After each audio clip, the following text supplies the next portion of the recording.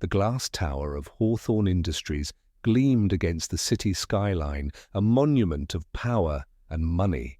Inside, the air was thick with tension.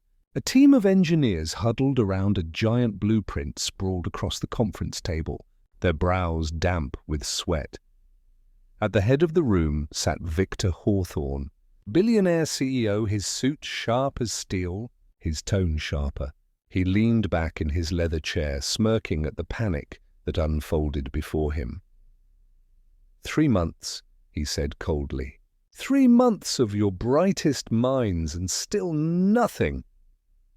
His voice cut through the silence. Then, with cruel amusement, he tossed a tablet across the polished table. The numbers on the screen glowed red. Fix this, and I'll hand you $100 million.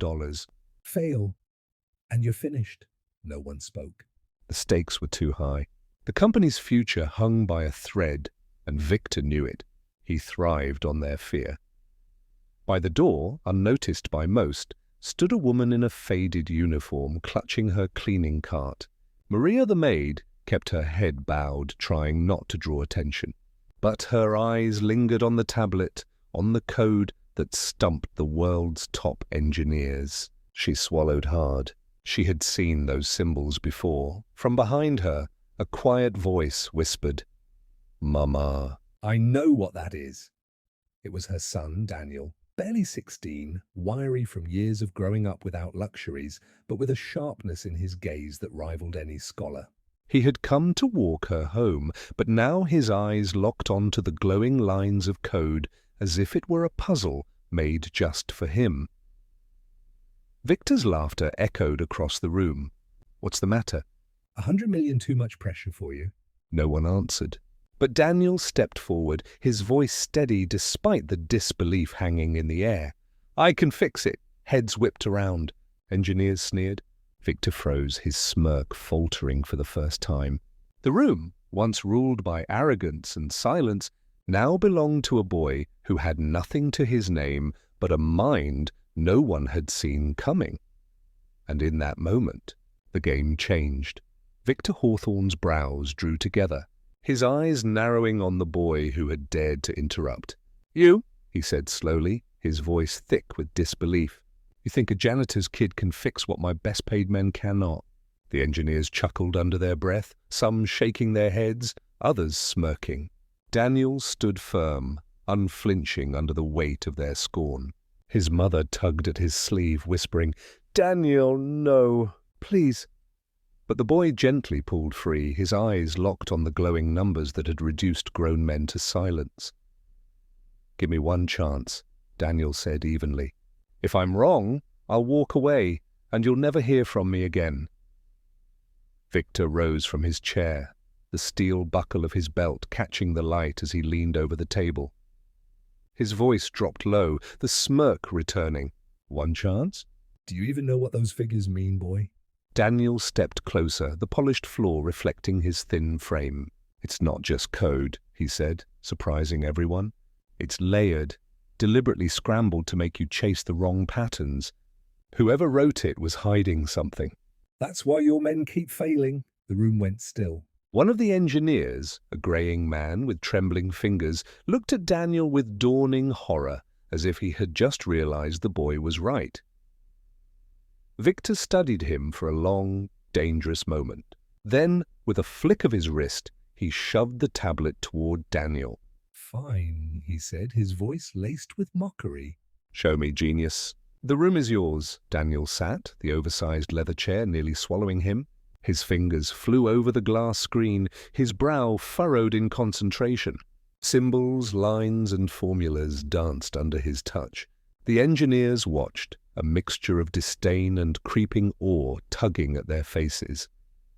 Maria wrung her hands near the door, her heart hammering. She whispered a prayer under her breath, tears stinging her eyes. 5 minutes passed, then 10. Silence gripped the room like a vice, broken only by the rapid tapping of Daniel's hands. And then, beep. The red warnings vanished. The impossible code unraveled before their eyes, clean and flawless, exposing the answer none of the experts had even glimpsed. Victor Hawthorne leaned forward, stunned. His lips parted as he stared at the boy.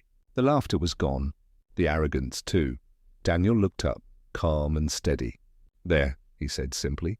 "It's done." The room erupted, gasps, mutters, the scrape of chairs. But Victor didn't move.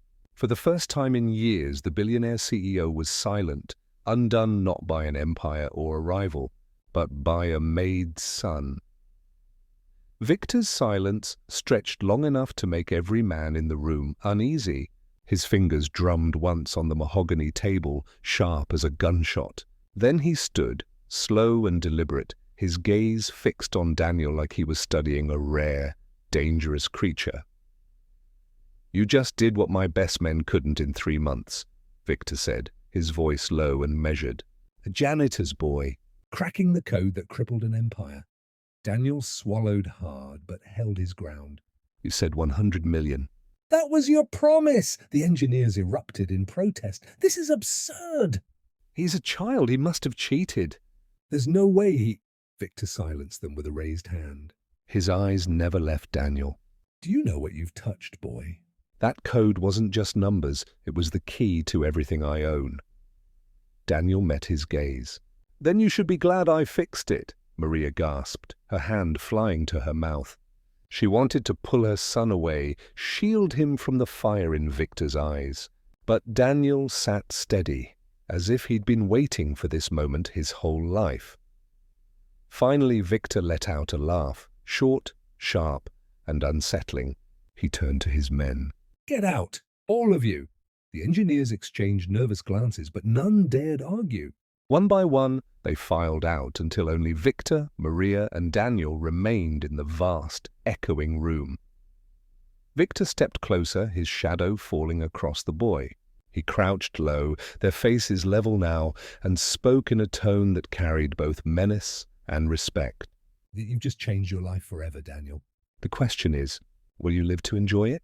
Maria's breath caught, and Daniel's knuckles tightened around the edge of the tablet.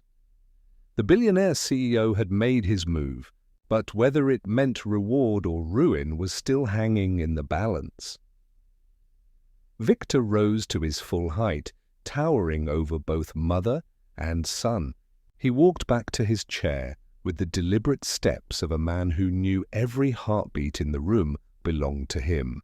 When he sat down, he poured himself a drink, the ice clinking loud in the silence. Then finally, he spoke. "The 100 million, he paused, savoring the weight of the words. "Is yours." Maria staggered back, her hand clutching the edge of the chair. Daniel blinked in disbelief, his breath catching as though the air had been stolen from the room. Victor leaned forward, his sharp eyes narrowing. "But don't mistake this for charity. I'm not a man who throws money at fools. You've proven yourself, boy. You've proven that brilliance can come from dirt." "And brilliance like that?" He lifted his glass. "I buy. I own." Maria stepped forward, her voice trembling. "He's not for sale." "He's just a boy." Victor smirked. "That may be true. But in my world, talent is more valuable than bloodlines, than degrees, than power. Your son just walked into my empire and exposed every weakness I didn't know I had. He belongs at my side." Daniel spoke quietly, but his words cut clean through the tension. "I don't belong to anyone." Victor's glass froze halfway to his lips. He studied Daniel with a new kind of interest, not anger, but something sharper, hungrier. "You remind me of myself," he murmured. Then his smile returned, cold and razor-thin. "But even the strongest minds need protection. And in this city, without me, you and your mother wouldn't last a day." So the choice is simple. Accept my offer or learn what it means to refuse me." Maria's heart pounded. Daniel sat straighter, refusing to flinch. The boy who had grown up fixing broken things with nothing but scraps was now staring down the most dangerous man in the city. And in that silence, Maria realized the test wasn't over. It had only just begun. Victor's ultimatum hung in the air like a storm waiting to break. The city lights flickered through the tall glass windows, casting shadows that seemed to close in tighter on Maria and Daniel. Daniel looked at his mother, her tired eyes, her calloused hands, her silent prayer that he wouldn't be crushed by the weight of this moment. Then he turned back to the billionaire. "I don't want your money," Daniel said, steady and sure. I want my mother safe. "That's the deal." Victor's smirk faltered. He leaned back in his chair, studying the boy again.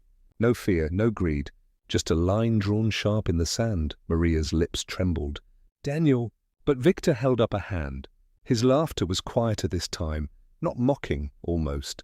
Approving. "Most men would sell their souls for what I just offered." But you, he pointed a finger at Daniel. You'd risk everything for her. He stood, finishing his drink in a single swallow. "The deal is yours." 100 million. "Your mother protected." And one condition. He stepped forward, placing a heavy hand on Daniel's shoulder. When the time comes, you will work for me.